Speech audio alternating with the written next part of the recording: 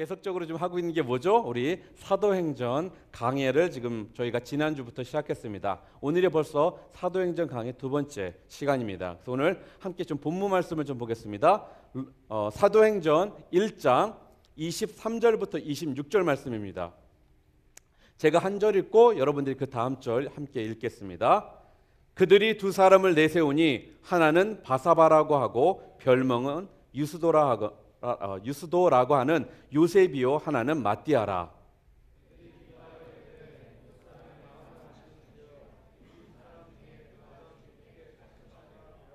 봉사와 및 사도의 직무를 대신할 자인지를 보시옵소서. 유다는 이 직무를 버리고 제 곳으로 갔나이다 하고 제비 뽑아 마띠아를 얻으니 그가 11사도의 수에 들어가니라. 아멘. 지난주에 우리가 사도행전 1장 1절부터 12절 말씀까지를 저희가 보았습니다. 그리고 오늘은 그 두 번째 사도행전 1장 13절부터 26절까지의 그 내용을 가지고 여러분들과 함께 말씀을 나누고자 원합니다. 그래서 그 중에서도 가장 중요한 핵심적인 내구적 마지막 네 verse를 여러분들과 함께 읽었는데, 오늘 여러분들과 함께 나눌 사도행전 강해 넘버 2의 타이틀이 뭐냐? 아름다운 그림이에요.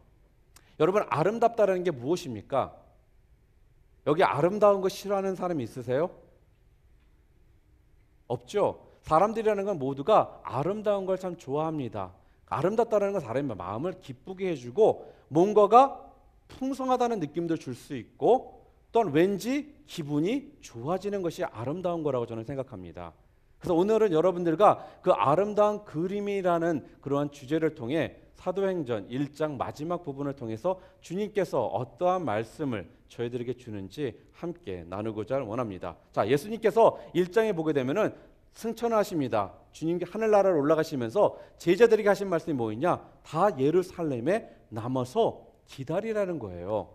근데 사도들은 너무나도 착하죠. 다들 그 말씀을 듣고 기다립니다. 제자들이 그 말씀에 따라서 예루살렘 어떤 다락방에 모여가지고 열심히 이제 기도를 하고 있는 거예요. 그러나 1장 13절에 보게 되면 그때 모였던 제자들의 이름이 쭉 기록이 됩니다. 예수님께서 공생의 기간 동안에 12명의 사도를 선택하셨어요. 추주하셨는데 그 중에 12명 중에 그 자리에 다락방에 모여서 함께 기도했던 사람들 이름들이 나오는데 11명의 사도의 이름이 오늘 본문에 우리 1장에 보게 되면 1장 13절에 보게 되면 11명의 이름들이 쭉 나옵니다. 자, 원래는 예수님께서 12명을 선택하셨는데 한 명이 어떻게 됐나요? 누구죠? 가룟 유다가 자살을 해서 죽었기 때문에 더 이상은 12이라는 숫자가 그곳에 있는 것이 아니라 11명의 사도가 그 자리에 있을 수밖에 없었습니다. 그때 베드로가 일어납니다.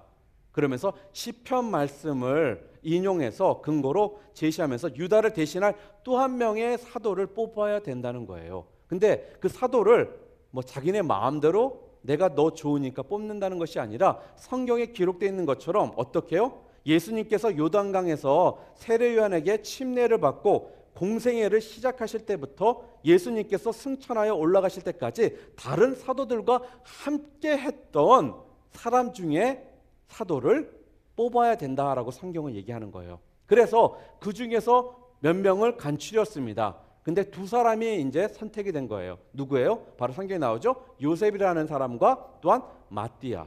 두 사람의 사도가 아직 결정된 건 아니지만 두 사람이 이제 한마디로 캔디데이트, 후보자로 선출이 됩니다. 그래서 요셉과 마띠아 두 명이 후보로 올라온 후에 그들이 생각하기를 봉사와 사도의 직무를 대신하기에 적절한 사람을 뽑아야 되기 때문에 기도를 했습니다. 기도를 하는 후에 어떻게 했느냐? 그 다음에 어떻게 해요? 제비를 뽑아요. 제비를 뽑아서 선택을 하기로 한 것입니다. 근데 성경에 보게 되면은 사람들을 선택할 때 의외로 제비를 뽑아서 사람을 선택하는 이야기가 많이 나옵니다. 어떤 사람들은 제비를 뽑는다는 것이 요행수를 바라는 게 아니냐라는 이렇게 얘기하는 사람들도 있어요. 그러나 성경을 여러분들이 잘 읽다 보면은 요행을 바라는 것이 아니라 뭐냐면 바로 제비를 뽑되 하나님의 섭리에 의한 하나님의 절대적인 선택을 그들이 믿었기 때문에 제비를 뽑았다라는 거예요. 그게 제비를 뽑는 것의 이유지 요행을 바라고 제비를 뽑은 것이 아닙니다. 그래서 분명하게 하나님 앞에 기도하고 하나님께서 선택해 줄 사람이 뽑힐 거라는 그런 믿음 하에서 제비를 뽑게 된 겁니다. 그랬더니 어떻게 벌어져요? 요셉이 떨어지고 누가 뽑힙니까? 마띠아가 12번째 사도로 이제 뽑히게 됩니다. 자, 그런데 오늘 본문을 보게 되면은 이렇게 해서 12사도가 이제 채워졌습니다. 그 내용이 오늘 13절부터 바로 끝에까지 26절까지 그 내용이에요. 사도 한 명을 더 뽑는 거. 11명의 사도에서 12명의 사도로 바뀌는 그 상황을 설명해 주는 구절이 바로 오늘 전체 본문의 이야기입니다. 자, 그렇다면 왜 11사도들은 유다가 빠진 자리를 누가 대신해야 된다고 생각을 했을까요? 여러분 그 생각 안 해봤습니까? 11명도 충분하지 않을까라는 생각할 수 있지 않아요? 굳이 한 명을 더 왜 뽑아야 될까? 이런 질문이 우리들 가운데 있을 수가 있습니다. 근데 사도들은 왜 11명이 아니라 12명이 돼야 되는지 분명히 알고 있었습니다. 왠지 아세요? 이들은 모두가 유대인들이었어요. 유대인들이었기 때문에 이들이 한 명을 더 뽑아서 12이라는 사도를 만들어야 되는 분명한 이유를 그들이 알고 있었다는 거죠. 그게 뭐냐? 바로 12지파, 12사도가 필요했기 때문에 그렇습니다. 왜요? 이스라엘을 통해서 12명의 자녀를 주셨습니다. 이스라엘의 원래 이름이 뭐예요? 제이콥, 야곱이잖아요. 근데 하나님께 싸움을 해서 어떻게 해요? 야곱이 승리를 합니다. 야복강 강가에서. 그래가지고 그때 야곱이라는 이름을 버리고 이스라엘이라는 이름을 하나님께서 야곱에게 주시는 거예요. 근데 그 이스라엘이라는 이름이 바로 하나님과 겨루어 이겼다라는 그런 의미를 가지고 있습니다. 그런데 그 자녀가 12이잖아요. 그렇기 때문에 12지파 이스라엘 그 야곱의 그 자녀들 12지파가 어떻게 보면 이스라엘의 한 나라의 12지파 연합 국가가 된 겁니다. 그렇기 때문에 거기에 분명한 그 의미가 있기 때문에 11사도가 필요한 것이 아니라 12사도가 있어야 된다는 것을 그들이 알고 있었어요. 그래서 한 명을 더 뽑았던 거예요. 만약에 일할 사람이 부족했다면 굳이 한 명만 더 뽑을 필요가 없잖아요. 더 많은 사도들을 뽑아가지고 더 일을 맡기면 되는데 성경은 그렇게 더 많은 사람을 뽑지 않고 한 사람을 더 뽑아야 된다는 겁니다. 그게 바로 사람이 필요해서 하나님께서 한 명을 뽑으라는 것이 사람을 뽑으라는 것이 아니라 바로 12지파의 그 의미를 완성시키시기 위해서 한 사람을 더 제비 뽑게 하셨다는 거죠. 이것을 분명히 사도들은 알고 있었기 때문에 기도 후에 제비를 뽑아 마띠아라는 사도 한 명을 더 뽑게 된 이야기입니다. 그렇다면 왜 12이라는 숫자가 사도들에게 중요한 의미를 가졌다고 그랬어요? 제가요? 바로 회복, 12지파의 회복이라는 그 의미가 이들에게 너무나도 중요했습니다. 사도들이 자기가 내가 먼저 되고 싶어 한다는 그런 얘기 있었잖아요. 내가 오른손 왼팔 이렇게 되고 싶다고 하는 거죠. 처음 된 자가 마지막 되고 마지막 된 자가 처음 된다는 이 말씀하시기 전에 사도들은 제가 예수님의 오른팔이 되겠습니다, 왼팔이 되겠습니다 하면서 서로 싸웠어요. 그 이유는 딴 게 아니에요. 바로 사도들은 12지파라는 그 이스라엘의 회복을 원했기 때문에 그들이 계속적으로 그 기간 동안 기도를 해왔던 거예요. 왜요? 12지파가 시작해서 이스라엘 나라 국가가 있었지만 어떤 일이 벌어집니까? 그 나라가 두 나라로 갈리게 돼요. 남유다와 북이스라엘로. 처음에는 분명히 12지파를 통해서 이스라엘이라는 나라가 생겨서 연합국가가 되었는데 그 모습이 계속적으로 가지 못하고 두 왕이 생김으로써 남과 북으로 갈리고 또 거기에는 다른 두 사람의 왕이 생김으로써 이제는 그 12지파가 하나가 아니라 반으로 갈려져 있는 모습이 되었기 때문에 그렇다고 여기서 끝났나요? 어떤 일이 벌어집니까? 이 나라들마다 다른 나라에게 멸망을 당합니다. 그래가지고 나라들이 포로로 잡혀갔다가 돌아오는 이러한 상황 가운데 이들이 놓이게 된다는 거예요. 그렇기 때문에 이스라엘에는 처음에 그 목적과는 다르게 국가라는 이름은 있었지만 이스라엘이라는 이름은 있었지만 그 원래 취지인 12지파의 그러한 연합국가의 모습은 더 이상은 존재하지 않았기 때문에 사도들은 유대인들이었기 때문에 이 부분에 대해서 분명히 알고 있었던 거죠. 그래서 언젠가는 다윗왕 같이 지혜로운 왕이 와서 이 나라를 회복시켜 줄 거라는 그 믿음들이 있었습니다. 그래서 예수 그리스도가 누구를 통해 오셨어요? 다윗 자손을 통해 오신 거예요. 그렇기 때문에 이들의 생각 가운데 예수 그리스도가 오셨기 때문에 어떤 일이 벌어질 거라 생각했어요? 새로운 회복되는 이스라엘이 생길 거라는 그런 믿음이 있었던 거예요. 그래서 이들은 예수님께서 하늘나라를 말씀하실 때 그들은 그거를 이해할 수가 없었던 거예요. 왜? 보였던 그 나라를 회복되는 이스라엘 국가를 생각하기 때문에 하나님께서, 예수님께서 말씀하시는 하늘나라의 그 모습을 그들이 알지 못했다는 거죠. 그런데 신약에 들어오면 어떤 일이 벌어집니까? 이스라엘 백성들이 그렇게 메시아를 기다렸는데 예수님께서 다윗 자손을 통해서 오셨어요. 그러면 이제는 12사도까지 있게 된다면 회복이 돼야 될 거 아니에요. 그런데 어떤 일이 벌어집니까? 예수님께서 어디로 가세요? 저기로 올라가 버리시네.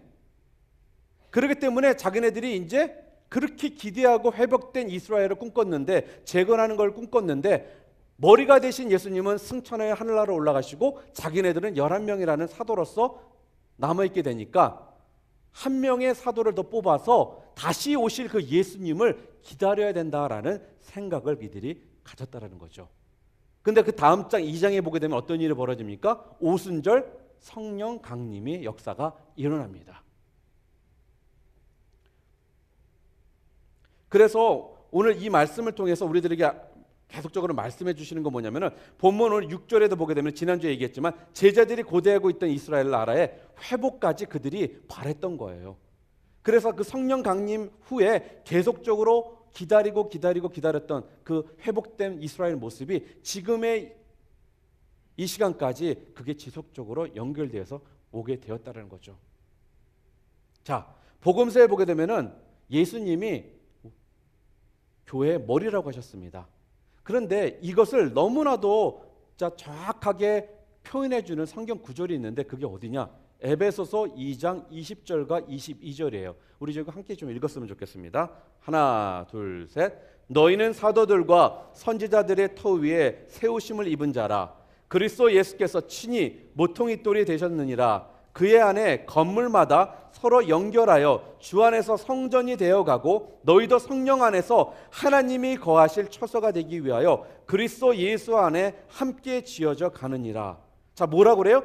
교회를 일컬어서 사도들과 선지자들의 터 위에 세우심을 입은 자들이라라고 에베소서 2장 20절부터 22절을 통해 말씀하고 있는 거예요. 예수님이 뭐라는 거예요? 모퉁이 돌이라는 겁니다. 중심축이라는 거예요. 기둥이라는 거예요. 건물에 보게 되면 중심 기둥들이 건물마다 다 세워져 있습니다. 이것이 전체를 지탱해주는 역할을 한다는 거예요. 그게 누구라는 거예요? 바로 예수님이시라는 거예요. 그리고 그 터, 이 자리는 누구라는 거예요? 바로 사도들과 선지자들의 그 모습이 바로 교회의 터가 된다는 겁니다. 그리고 여러분과 나는 이 안에서 교회의 모습으로 점점 변화돼 가고 교회를 이루게 되는 그런 모습 가운데 우리가 쓴다는 것이 바로 오늘 이 말씀입니다. 그래서 여러분 너무나 쉽게도 그냥 교회 그러면은 건물 이렇게 생각하는데, 성경적인 의미로 본다면 그냥 건물이 아니라 기둥이 되시는 분은 예수님이시고 그 터를 쌓는 것은 선지자와 사도였고 그 안에서 교회의 모습을 이제 꾸려가는 사람들은 누구냐? 바로 예수 그리스도를 구주로 영접한 바로 여러분과 내가 그 이 안에서 꾸려가야 될 모습이라는 거예요. 그게 진정 성경에서 말씀하시는 교회의 참 모습이라는 겁니다. 그렇기 때문에 여러분이 이 자리에 그냥 있는 것이 아니라 여러분의 존재가 있어야지만 진정 하나님께서 말씀하시는 교회의 모습이 완성돼 가는 거예요. 이 부분을 우리가 잊게 된다면은 여러분들이 신앙생활하면서 매번 방황할 수밖에 없습니다. 왜? 저 애를 보면은 쟤는 교회 없어도 될 존재 같아. 쟤는 없어도 우리 교회가 돌아가는데 전혀 지장이 없을 것 같아. 그리고 또 마음가운데 그렇죠? 나는 우리 교회 없으면 우리 교회는 안 돌아가. 이렇게 생각하는 지체들도 있습니다. 그런데 성경을 잘 여러분들이 보다 보면은 그러한 지체도 있어야 되고 또한 열심히 하는 지체도 있어야 된다는 거예요. 그러나 그 모습을 통해 서로 교회의 모습이 이제 완성돼 간다는 거죠. 그렇기 때문에 한 사람 한 사람이 그래서 중요한 것이고 여러분의 역할은 분명히 하나님께서 한 사람 한 사람을 통해 분명히 클리어하게 주셨다라는 거예요. 자, 그런 모습으로 옆 사람 오른쪽 왼쪽을 좀 보세요. 그러면 좀 달라 보여야 돼.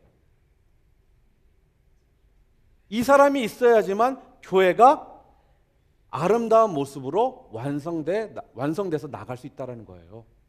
여러분, 퍼즐 좋아하세요? 퍼즐 500개짜리 맞춰본 적 있으세요?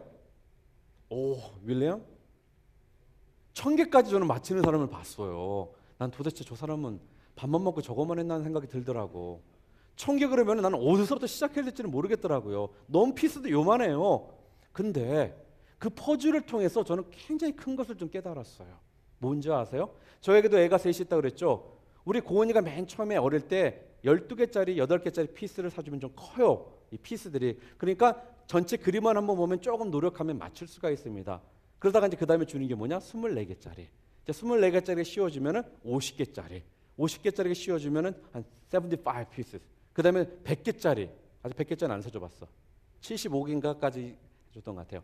그러다 보니까 우리 한결이도 지 누나 하는 걸 보고 해보려고 합니다. 근데 당연히 자기 누나보다 못하지. 지는 24개짜리부터 시작해야 되는데 지 누나처럼 70몇 개짜리 시작하려니까 짜증만 나고 울기나 하고 안 된다고 막. 그럼 내가 그러죠. 하지 마. 이러거든요. 전 간단해요. 울면 하지 마. 이러거든요. 이제 이러는 거예요. 그러다 보면은 지 누나 거랑 지 거랑 이 퍼즐들이 믹스가 됩니다. 그러면은 우리 고은이 거는 퍼즐들이 좀 더 작아요. 그렇지만 한결이 거는 피스가 작은 거기 때문에 좀 더 크기가 커요. 그러니까 한결이 거는 맞추기가 쉬운데 가끔씩 피스가 작은 것들이 하나씩 사라집니다. 또 우리 막내 입에다 넣고 먹어버려요. 그러니 피스가 어느 순간에 없는 거야. 그 우리 딸내미는 그 피스가 없으니까 찾는데 아무리 뒤져봐도 당연히 우리 오은이 뱃속에서 그 다음에는 배설물로 어디 나갈 텐데 그걸 어디서 찾습니까? 그러니까 그 피스가 하나가 부족하거나 두 개가 부족하니까 이 퍼즐의 전체 그림이 완성이 안 되는 거예요. 그러니까 얘는 그거 싫은 거야. 자기는 완성하고 싶은데 그 우리 아들은 옆에서 좋다고 웃죠. 나는 다 있는데 이러는 거예요. 자, 여기서 우리가 깨달을 게 뭐냐면 바로 지금 교회의 모습을 설명하시는 바로 에베소서 2장 20절부터 22절의 말씀이 그대로 거기에 적용이 됩니다. 무슨 말인지 아세요? 전체 틀이 누구라는 거예요? 바로 우리 예수님이라는 거예요. 그리고 그 안에 테두리들 있죠. 이게 좀 그려져 있어야지 우리가 그 피스를 비슷한 걸 찾아서 쉐입을 찾아서 맞힐 거 아니야. 그 피스가 바로 뭐냐? 그 테두리가 바로 우리 사도고 선지자라는 거예요. 그리고 그 피스들이 누구냐? 바로 여러분들과 나라는 겁니다. 이 말씀은 여러분들이 아무리 머리가 좋고 뛰어나고 퍼즐 맞추는 게 대가라 할지라도 피스가 없으면 여러분은 절대로 이 피스를, 이 퍼즐을 완성할 수 있어요, 없어요? 완성할 수 없다라는 거예요. 성경은 지금 이 부분에 대해서 우리들에게 말씀해 주는 거예요.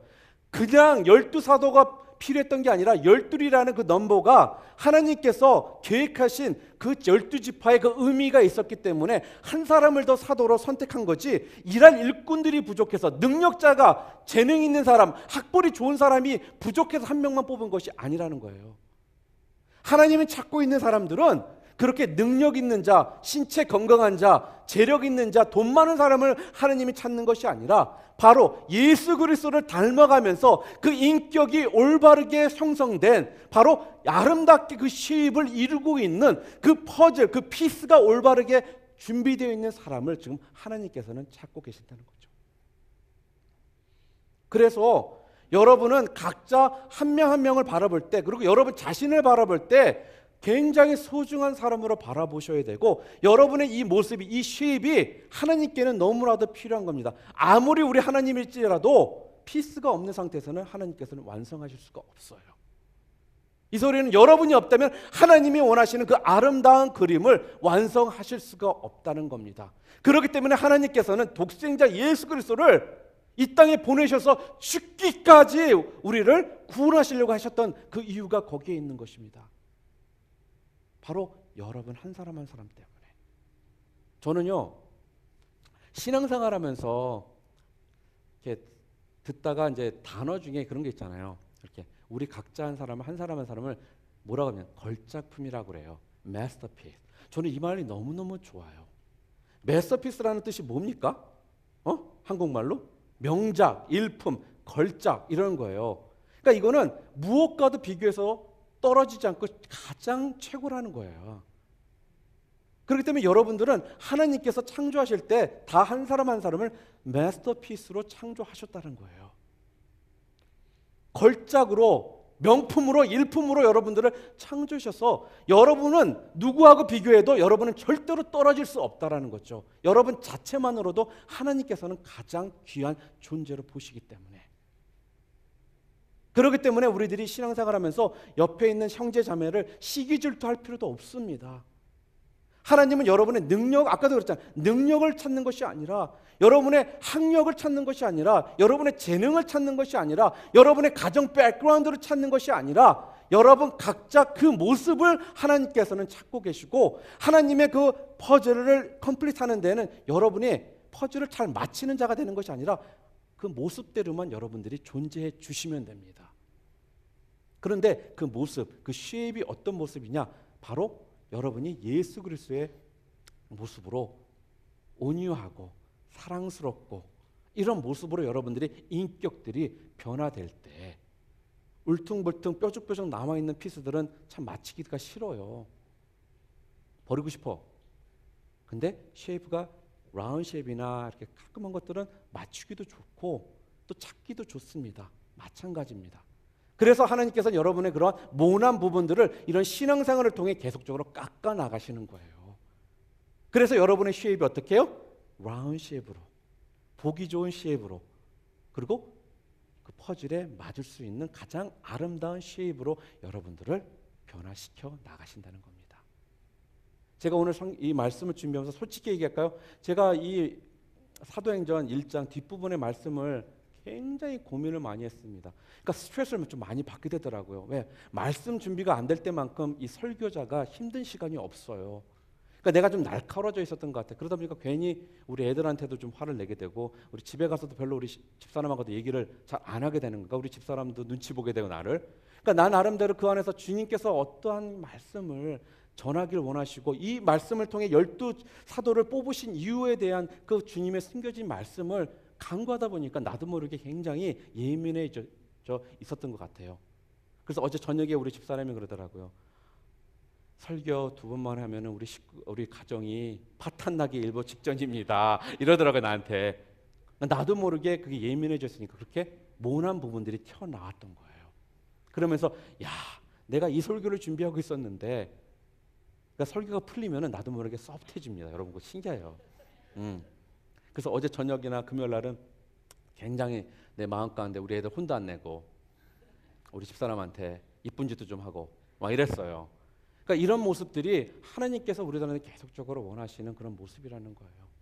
그래서 제가 오늘 말씀을 준비하면서 이것저것 참 생각을 많이 했었습니다. 그랬는데 그중에 꼭 잊지 말고 여러분들하고 나누고 싶은 게 뭐였냐면은 컴퍼스 우리 이 모임, 이 월십이 우리 비전이 있어요. 우리가 처음에 시작할 때 그게 뭐냐면은 하나님 중심의 예배, 다 함께 참여하는 예배, 교회를 사랑하고 섬기는 예배라는 세 가지의 큰 그런 비전을 가지고 우리 컴퍼스 월십이 시작하게 되었습니다.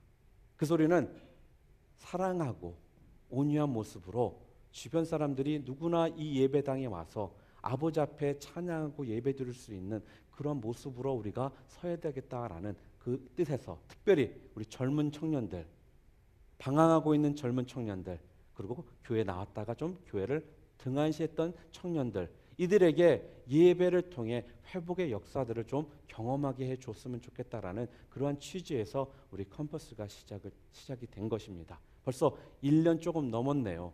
정확히 작년 9월 말에 했으니까. 그 기간 동안에 믿기는 우리 컴퍼스 월십이 주님께서 주님 앞에 저희들이 서원했던 그 비전들을 지금 조금씩 저희들이 이루어 나가고 있다라고 저는 믿습니다. 그러나 1년으로 끝나는 것이 아니라 여러분들이 주님 오시는 날까지 그 마음을 가지고 이 컴퍼스를 여러분들이 이끌어 가셔야 되는 겁니다. 섭섭하게 듣지 마세요. 태희 목사님이나 저는 목회자이기 때문에 언제든지 주님이 이 교회를 떠나서 다른 곳에 가서 사역하라면 저희는 떠나야 되는 사람입니다.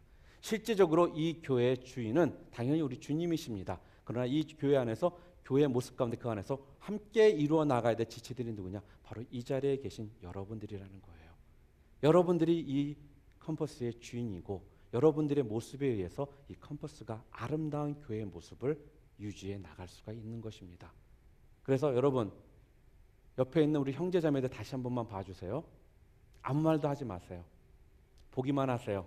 자, 그리고 비디오 클립 하나 틀어주시기 바랍니다.